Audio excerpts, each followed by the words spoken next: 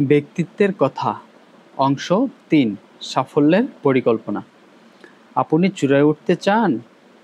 আপনার তাই একটা ধারণা থাকা দরকার, কোথায় চলেছেন আর যাত্রাপথের শেষ কি দেখতে চান। তাই ব্যাপারটা কীরকম আপনার জানাও দরকার। একটা উদাহরণ দেখুন। আপনি কি টাকা পেতে চান? টাকা যে ক্ষমতার জন্ম দেয় তাই চান? চান সুখ, নিরাপত্তা আর সম্মান? নাকি এমন কিছু চান যার সত্যি মূল্য আছে?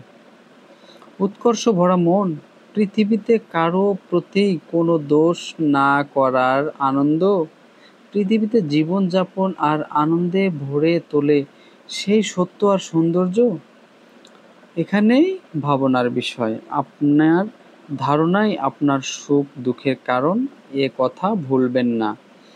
এ ধারণাই আপনার মধ্যের জীবনকে ভরে তোলে, আলোকিত করে, আপনাকে এগিয়ে নিয়ে চলে। কী কাজ করতে চলেছেন সে সম্পর্কে কোনো ধারণা না থাকার অর্থ আপনি অন্ধকারের যাত্রী, কোনো অন্ধের মতোই।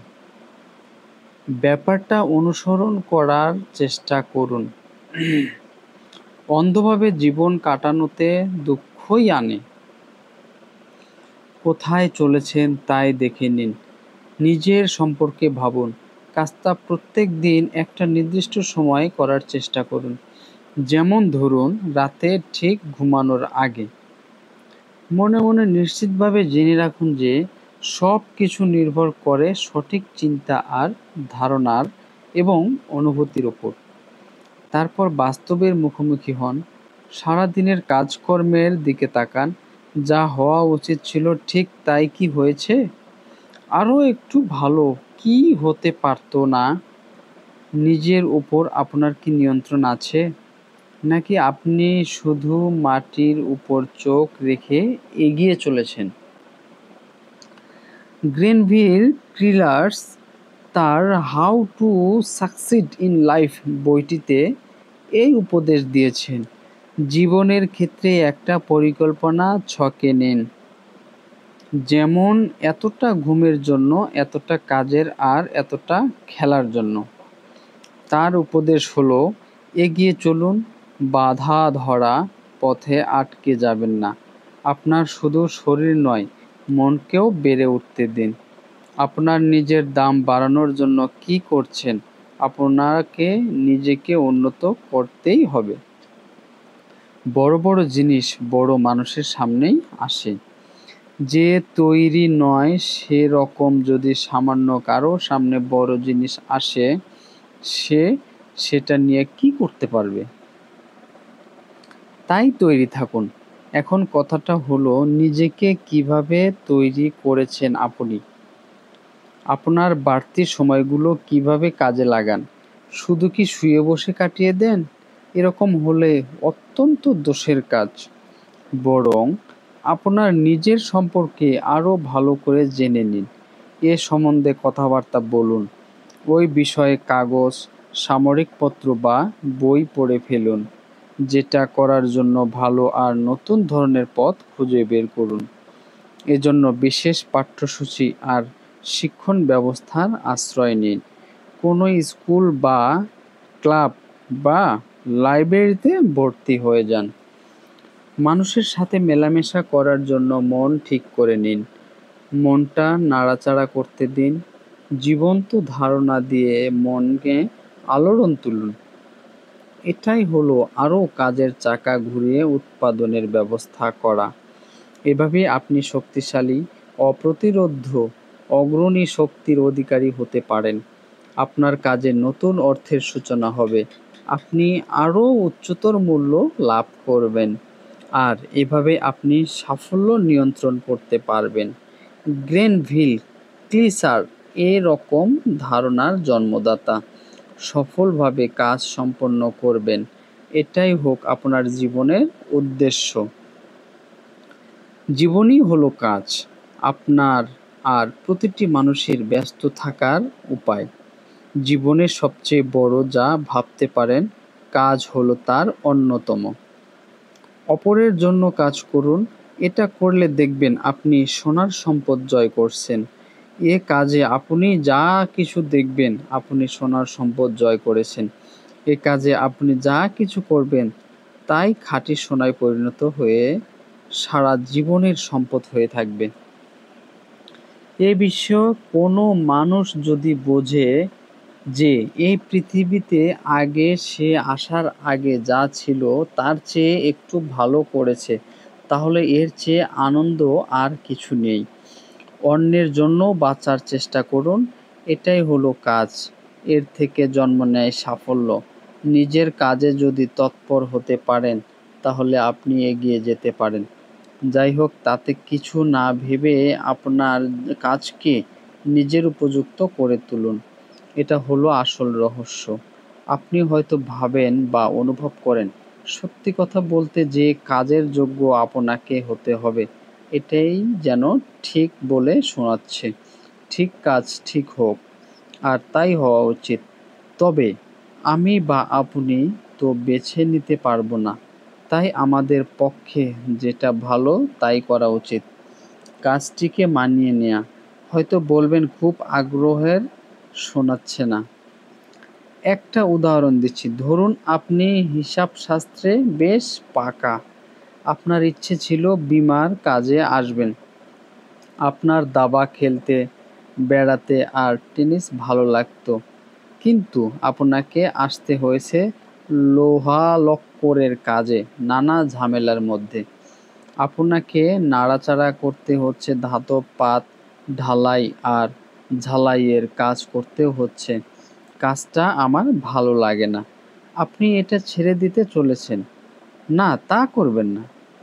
আপনি যদি সহজে হার মানার মানুষ হন, যে ধরনের মানুষ কঠিন কাজে ভয় পায় না, বাধা বিপত্তিতে হার মানে না, সে ধরনের মানুষ ঠিক লেগে থেকে এগুলো হয়ে কাজ সফল হবেই।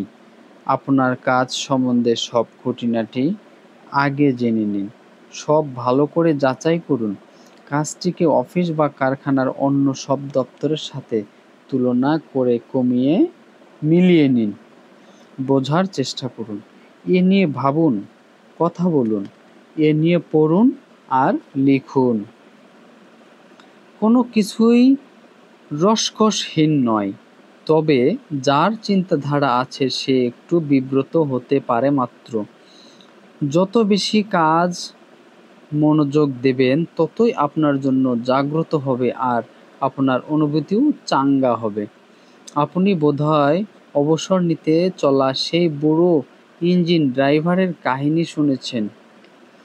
শেষবার সে যখন ইঞ্জিনটা চালাচ্ছিল, সে বলে তার মনে খুবই লাগলো যে অন্য একজন লোক তার এই ইঞ্জিন চালাবে। ভারী চমৎকার আমার এই ইঞ্জিন, তাই না? বুড়ো নিজের কাজকে বড় ভালোবাসতো। সে তার তেলমাখা ইঞ্জিনটাকে অত্যন্ত ভালোবাসতো। নিজের কাজকে ভালোবাসুন।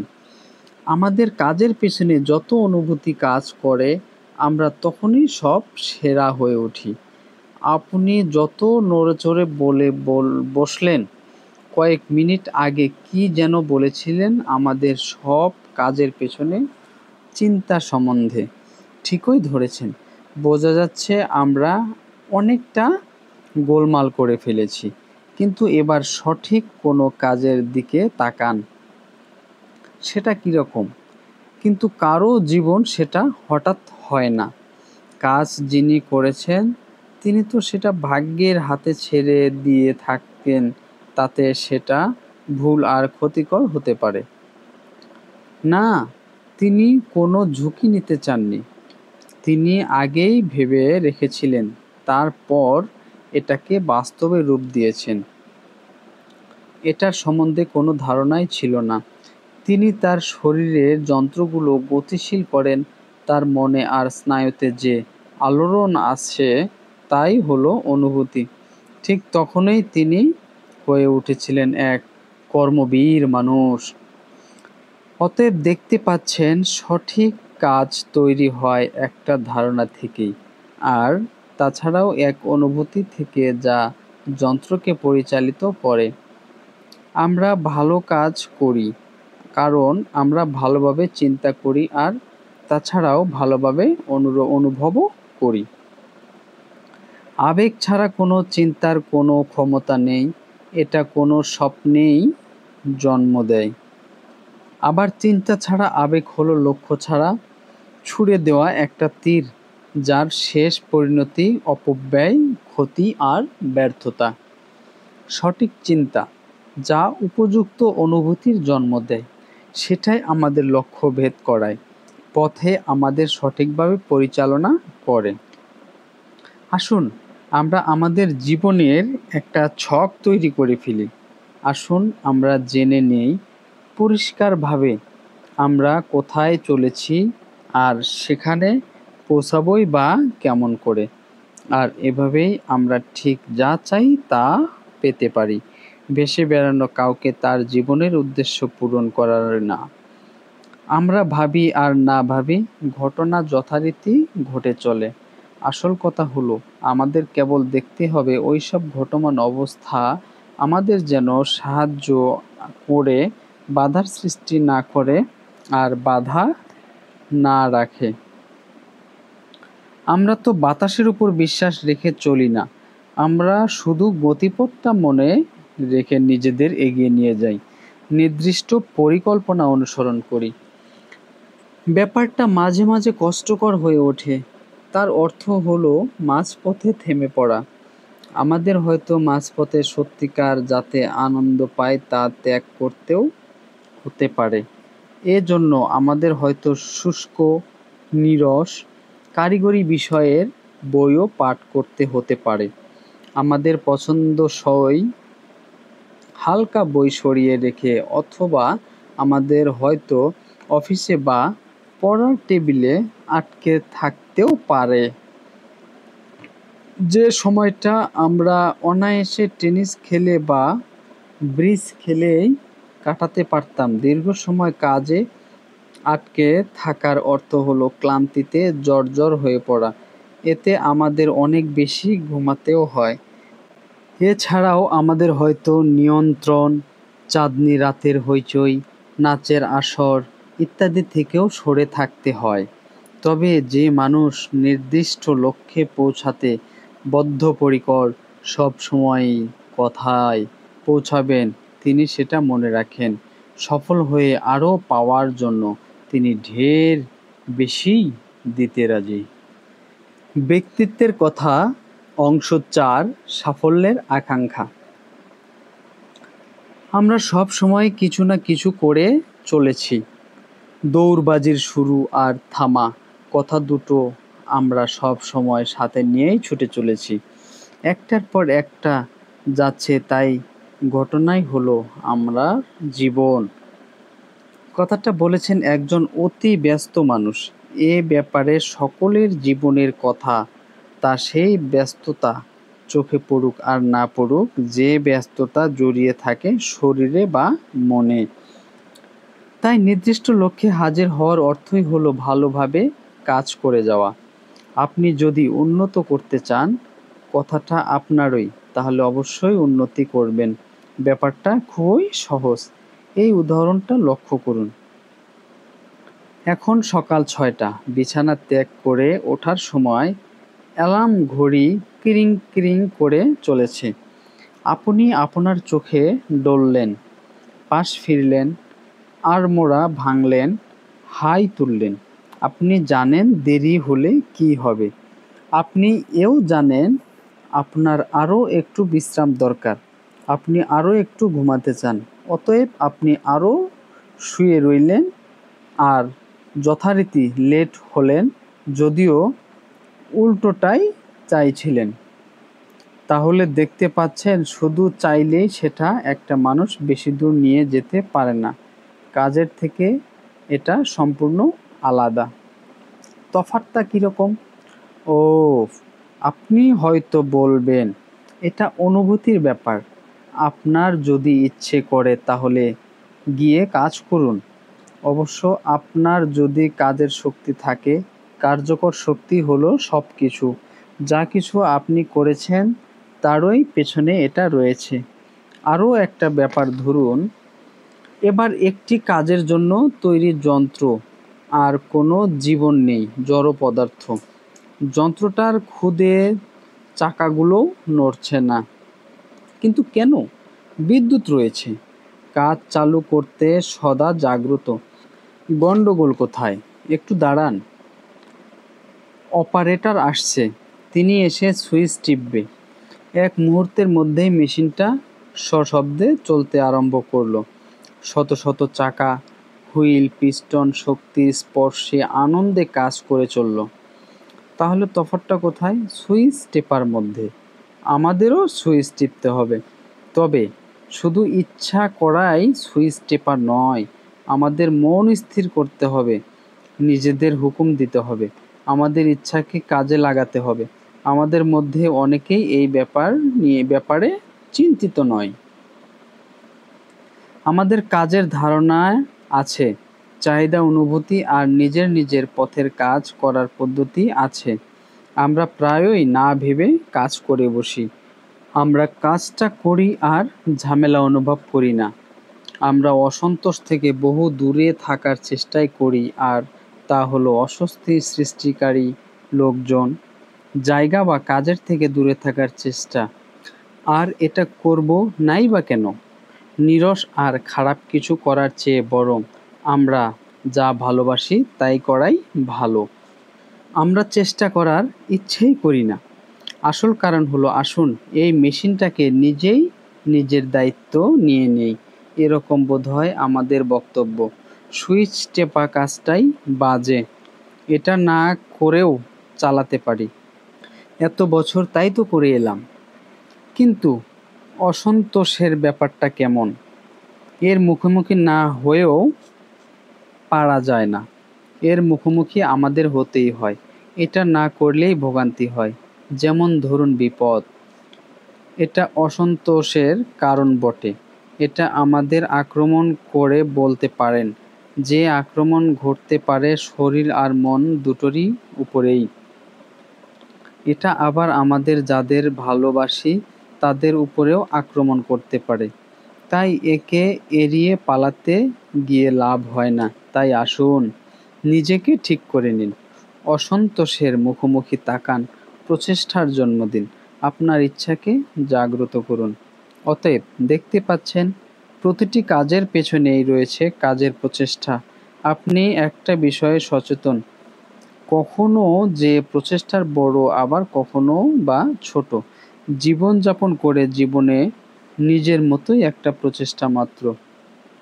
প্রতিটি জীবিত প্রাণীর মধ্যে রয়েছে বাঁচার তাগিদ। এটা কেড়ে নিন, জীবন তাহলে নিঃশেষ হয়ে যাবে। আবিষ্কারকদের পিতামহ সেই এডিসন এটা ভালো মতোই জানতেন।